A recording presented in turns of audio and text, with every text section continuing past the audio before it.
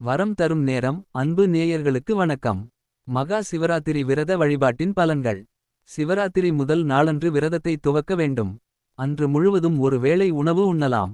சிவராத்திரி அன்று முழுவதும் சுகபோகங்களை தவிர்த்தும் cinema TV பார்ப்பை தவிர்த்தும் நம் சிந்தனையில் சிவத்தை நிறுத்தி சிவனோடு ஒன்றியும் சிவ மந்திரங்கள் தமிழ் வேதங்களான 12 திருமுறைகளை ஓதியும் வழிபாடு செய்ய வேண்டும். விரதம் மேற்கொள்ளும் போது உணவு உண்பதை தவிர்க்க வேண்டும். சில கோவில்களில் தொடர்ந்து அன்னதானம் செய்து கொண்டே இருக்கிறார்கள். நம் உடல் உணவின்றி சிறிது வருந்தும் போது தான் எளிதாக வசப்படும். நாம் சொன்னபடி நம் மனது கேட்கும். அதற்காக தான் விரதமே. அவ்வாறு கேட்கும் மனத்தை இறைவனிடத்தில் செலுத்தி அவனோடு சிந்தையில் இரண்டர கலந்து நிற்க வேண்டும். மறுநாள் காலை குளித்து பூசைகள் செய்து மீண்டும் சிவாலயங்கள் சென்று விரதத்தை முடித்து கொள்ளலாம். சிவராத்திரி வழிபாட்டின் காரணமாக உங்களுக்கு தற்போது இருக்கும் கவலைகளும் வர இருக்கும் கவலைகளும் வலுவிழந்து நீங்கும். நீங்கள் முன்னெடுத்த காரியங்கள் வெற்றி பெறும். சிவாயநம என்று நம் சிந்தனையில் நிலைத்திருந்தால் வேறு அபாயம் நம்மை ஒருபோதும் நெருங்காது.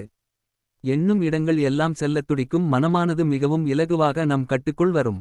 இதனால் துன்பம் தரும் செயல்களில் வீழ்ந்திடாது நன்மை தரும் செயல்களில் மட்டுமே நிலைத்திருந்து நமக்கு நன்மையே வந்து சேரும். இப்பிறவியில் நமக்கு வரும் துன்பங்களை வலுவிழக்கச் செய்து நமக்கு நன்மையே அருளி நம் தீவினைகளையும் சுட்டெரித்து நமக்கு முக்தியும் தந்தருள்வார் சிவபெருமான்.